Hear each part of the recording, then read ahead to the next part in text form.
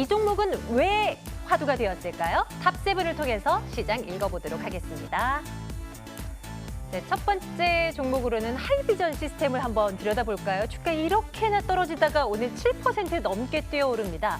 차세대 이 애플의 아이폰에 대한 대략적인 어떤 안이 공개가 됐잖아요. 루머로서 전해지고 있는 그런 상황인데요.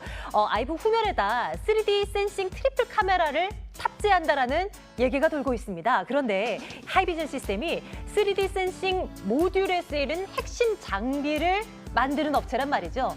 이에 대한 수혜주 벌써부터 부각이 되고 있습니다. 정말 이 주가 반등이 탄력성이 어느 정도 연속적으로 이어질지는 조금 더 지켜봐야 되겠지만요. 오늘은 14,800원대까지 올라온 채 진행되고 있습니다.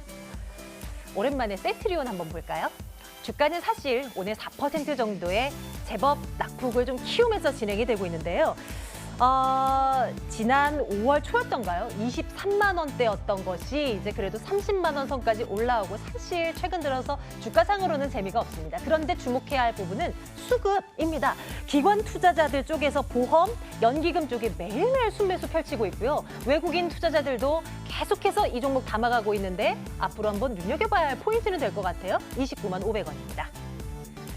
지금부터는 실적에 집중을 해볼게요. 아모레퍼시픽입니다. 2분기 실적 생각보다 안 나올 거다라는 얘기가 좀 있네요. 업황 회복에 대한 기대감은 그 어느 때보다도 큰데 오프라인 매장을 통한 이 실적이 그렇게 잡히지는 않을 것이다. 그래서 눈높이를 생각보다는 좀 낮춰야 될 걸 이라는 우려감이 반영됩니다. 4% 조정 나고요. 29만 7천 원입니다. 한선도 실적 우려감 때문에 오늘 낙폭이 좀 크죠? 8% 가까운 하락으로 현재 진행되고 있는데요. 그동안 공격적인 브랜드 구조 조정 통해서 선택과 집중에 나섰습니다. 그런데 이런 부분들이 지금 당장 실적에는 반영이 될 수 없다라는 지적이 나옵니다. 38,000원 현재 진행되고 있습니다.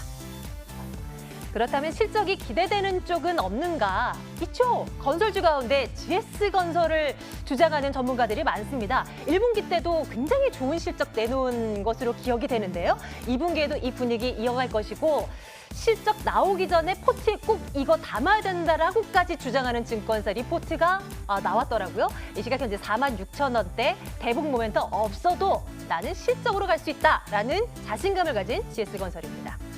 자, 계속 보겠습니다. 이번에는 낙폭 과대 관점으로 종목 골라봤습니다. 카카오입니다. 2.6% 정도의 올라가는 모습이 나타나는데요. 실적에 발목을 잡고 있는 건 마케팅비, 하고 있는 사업들은 너무나 훌륭해요. 그런데 돈 나갈 곳이 너무 많다 보니까 투자금을 회수하기까지는 시간이 조금 걸린다라는 지적들이 있었는데요. 이제 바닥 딛고 올라갈 수 있을까요? 기관 투자자들 수급 최근 꾸준히 유입됩니다. 11만 7,500원입니다. 카카오만 잘 나가냐? 오늘 네이버도 좀 강합니다. 3% 가까운 상승으로 진행되고 있고요. 자회사 라인에 기대를 걸고 있습니다. 핀테크 사업 잘 나가고 있고요. 그리고 이번 달 오픈한다고 하는 가상화폐 거래소 글로벌리하게 진행될 거라고 하는데요. 이런 이슈 등등에 잡혀 있는 그런 상황이긴 합니다. 76만 9천 원대 지금 들어가도 될지 추적해 보겠습니다.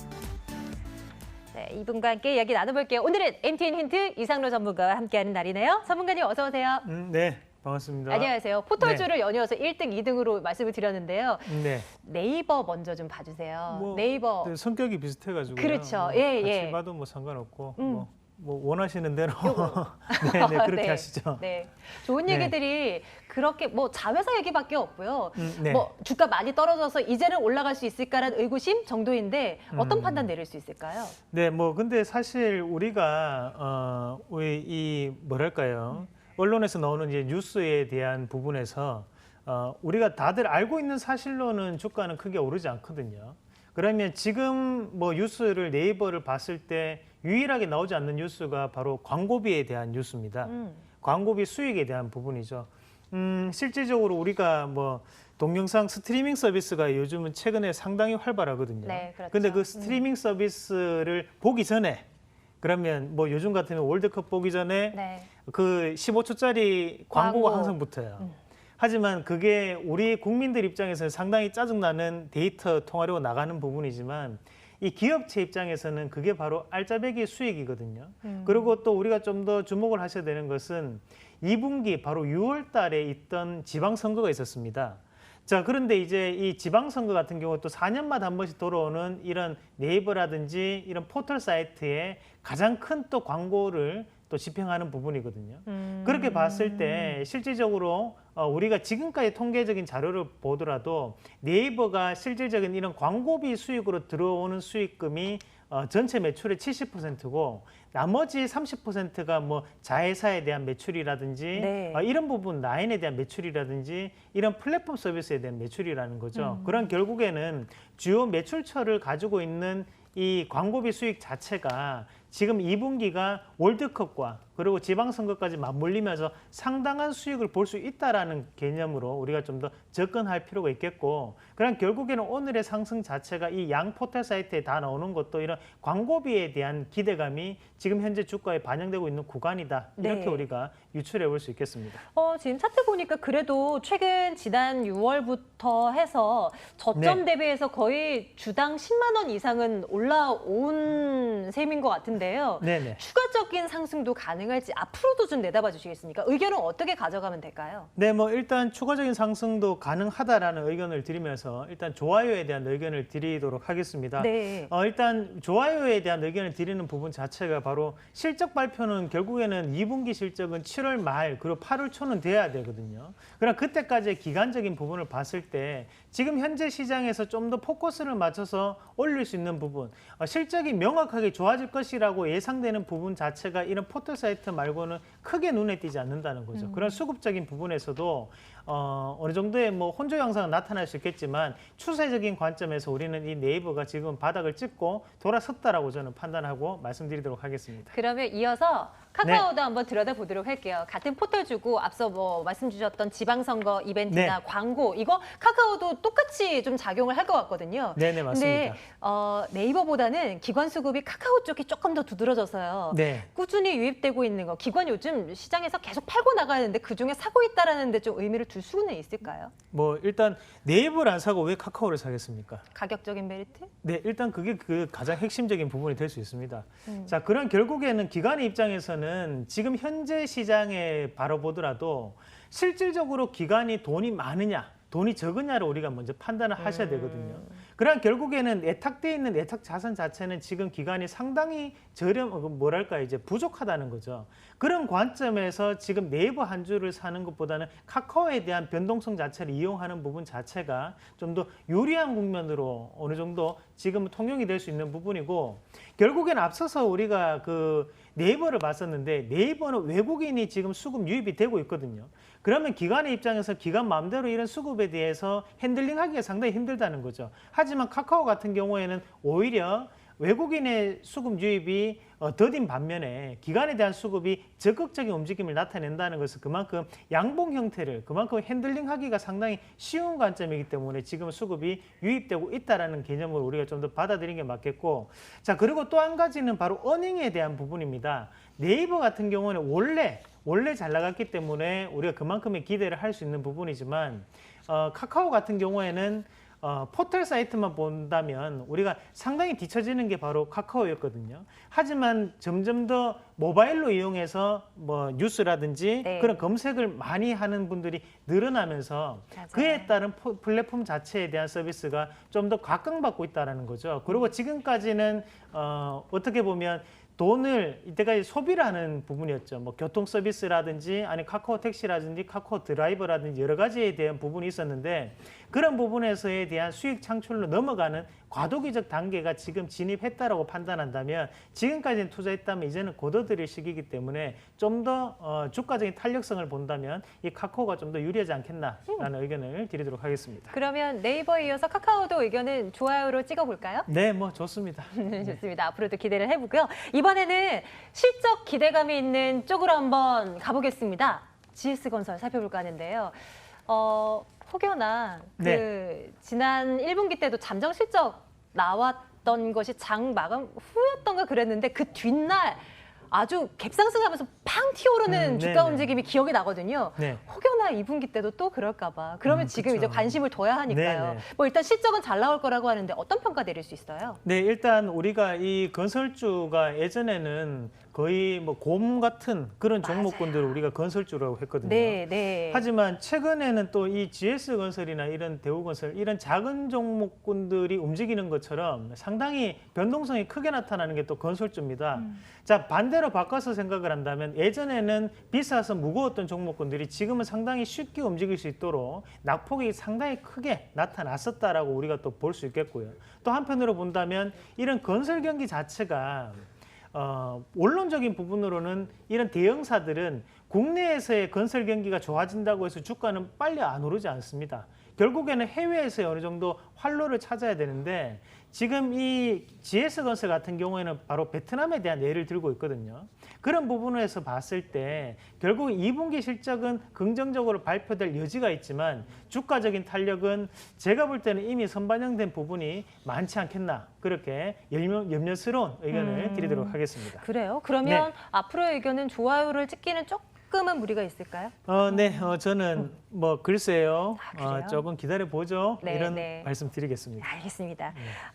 이번에는 이 종목도 하나 더 볼게요. 실적과 관련해서 한섬 오늘 좀 많이 밀려났잖아요. 네. 2분기 실적 우려감 좀 나오는 것 같은데요. 좀 우려할 만한 부분입니까? 아니면 좀 많이 올랐기 때문에 적당한 조정일까요? 네, 뭐 한섬 같은 경우는 지금 실적에 대한 우려감이 꾸준히 나타나고 있는데 실질적으로 이제 한섬에 대한 브랜드를 우리가 좀 평가를 해봐야 되는데요.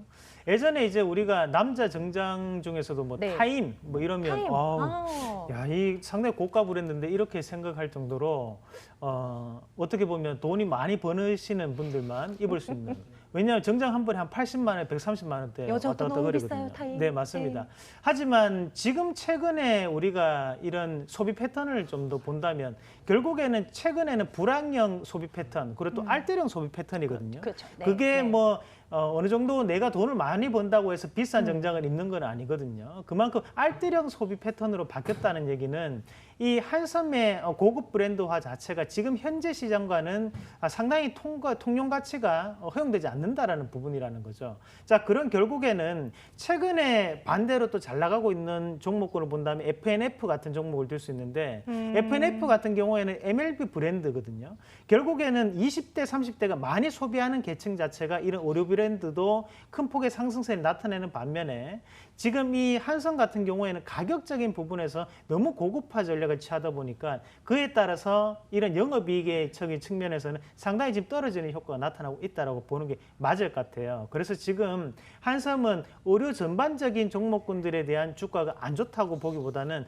이 한섬 특유의 그런 문제점이 아닌가라고 볼 수 있겠고요. 또 한 가지를 좀 더 우리가 본다면 이 한섬이 대부분 다 이제 의료에 대한 원재료들이 베트남에서 공급이 되거든요.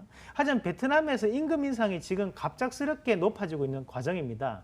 그런 부분을 본다면 예전처럼 상당히 높은 주가를 유지하기는 조금 힘들지 않겠나. 그래서 저는 나빠요에 대한 의견을 드리도록 하겠습니다. 네 종목 살펴봤고요. 이 가운데 내일장 탑픽으로는 카카오를 꼽아주셨네요. 예, 염두에 두고 또 지켜봅니다. 장 마감 임박했습니다. 장 확인하러 가겠습니다.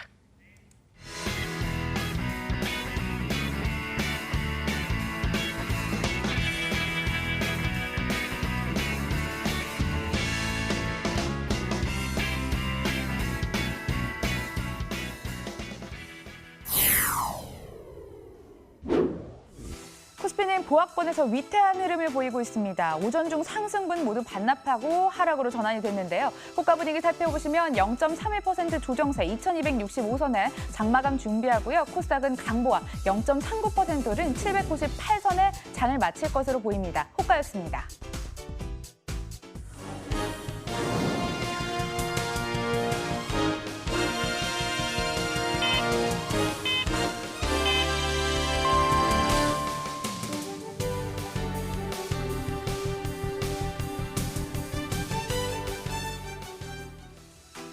(7월 4일) 시장이 마감이 됐습니다. 글로벌 변동성에 관망세가 짙게 깔렸는데요. 코스피는 약보합에, 코스닥은 강보합에 오늘장을 마쳤습니다. 흐름 엇갈렸죠? 지수 살펴보시면 코스피는 0.27% 조정을 받으며 2266에, 코스닥 장중에 800선도 돌파했지만 그 흐름은 아쉽게도 유지하지 못한 채 799선에 마감을 했습니다. 수급 흐름 살펴보도록 하겠습니다. 오늘 외국인과 기관이 양시장 모두에서 팔자를 맺었습니다. 특히나 외국인의 선물시장 전체적 매도 흐름도 시장에서 괄목할 만한 분석으로 계속 바라봤는데요. 먼저 코스피부터 살펴보도록 하겠습니다. 외국인이 94억 원, 기관 1,494억 원 매도 우위가 포착이 됐습니다. 이러한 시장에서 나홀로 개인이 사절을 외쳤고 1,353억 원 순매수 우위였습니다.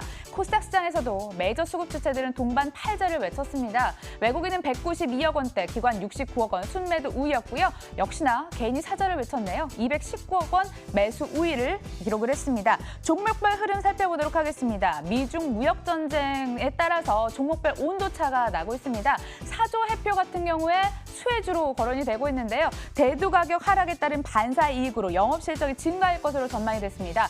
장중에 16%나 급등을 했는데요. 상승분 많이 반납을 했네요. 3.94% 오른 14,500원에 오늘장을 마쳤고요. 반면에 현대차 살펴보도록 하겠습니다. 미중 무역 전쟁 우려감에 하락세가 포착이 됐습니다. 2.05% 조정을 받으면서 11만 9,500원에 오늘장을 마쳤는데요. 8년 3개월 만에 장중에 11만 원대로 내려온 상황이라고 합니다. 6월 글로벌 판매차는 호조를 보였다고 하는데 지수는 내림세가 포착이 되면서 오늘장을 마쳤습니다. 이렇게 해서 마감 분위기까지 돌아봤습니다.